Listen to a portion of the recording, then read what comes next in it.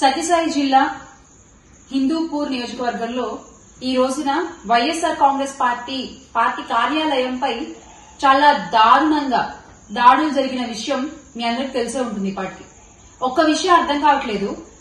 మీరు చేసేటువంటి తప్పుల్ని ప్రశ్నిస్తే, మీరు చేసేటువంటి అన్యాయాన్ని క్వశ్చన్ చేస్తే రిటర్న్ లో ఇలా దాడులు చేస్తారా మీరు? నందమూరి బాలకృష్ణ గారు గౌరవ ఎమ్మెల్యేగా ఉన్నారు అక్కడ హిందూపూర్ లో. మరి ఆయన అనుచరులు ఈ రోజున పార్టీ కార్యాలయంపై అక్కడ వైఎస్ఆర్సీపీ హిందూపూర్ ఇన్ఛార్జిగా ఉన్న దీపికా రెడ్డి గారు లేని సమయం చూసుకుని కార్యాలయంపై దాడి చేసి అక్కడ అద్దాలు పగలగొట్టి, టేబుళ్లు పగలగొట్టి, అక్కడ పనిచేసే ఒక అతనికి తలకి ఎంత పెద్ద గాయమైంది. ఏం చెప్దామనుకుంటున్నారు మీరు ప్రజలకి? ప్రశ్నిస్తే దాడులు, ప్రశ్నిస్తే కేసులు. ఈ రోజు జరిగిన దాడికి నందమూరి బాలకృష్ణ గారు ఏం సమాధానం చెప్తారు? దీనికి మీరే బాధ్యత వహించాలి. ఎందుకంటే జై బాలయ్య జై బాలయ్య అనుకుంటూ వాళ్ళు దాడులు చేసిన వైన మనం చూసాం చాలా క్లియర్ గా వీడియోలో. అక్కడ లోకల్ గా దీపికా రెడ్డి గారు లేరు అన్న విషయం తెలుసుకుని కావాలని ఉద్దేశపూర్వకంగా ఈ రోజున వైఎస్ఆర్ కాంగ్రెస్ పార్టీ కార్యాలయంపై హిందూపూర్ లో మీరు దాడులు జరిపించారు.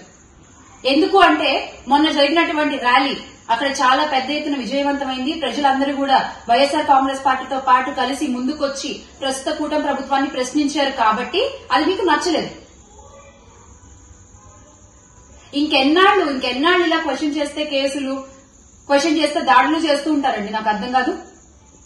కూటమి ప్రభుత్వంలో ఉండేటువంటి నాయకులు మీ సాఫ్ట్వేర్ ని అప్డేట్ చేసుకునే టైం వచ్చింది. Please update your software.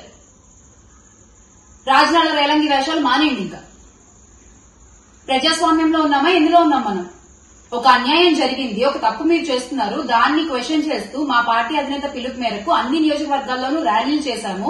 అన్ని నియోజకవర్గాల్లో జరిగిన ర్యాలీలు కూడా విజయవంతంగా ప్రజా సమ్మతంతో, ప్రజాభిమానంతో గ్రాండ్ సక్సెస్ అయ్యాయి. దానికి మీరు కడుపు మండి ఈ రోజున నియోజకవర్గంలో ఇన్ఛార్జ్ లేని టైం చూసి మీరు పార్టీ కార్యాలయంపై దాడి చేస్తారా? అంటే వెనకాల చూసుకునే వాళ్ళు ఉన్నారు కదా, కొండంత అండగా ఉన్నారు కదా అని ధైర్యమా? ఎవరున్నా, ఎంత పెద్దవాళ్లున్నా మీ అందరికీ తెలిసే ఉంటుంది, ప్రజల ముందు అందరం చిన్నవాళ్ళం. అది గుర్తుపెట్టుకోవాలి అందరూ కూడా.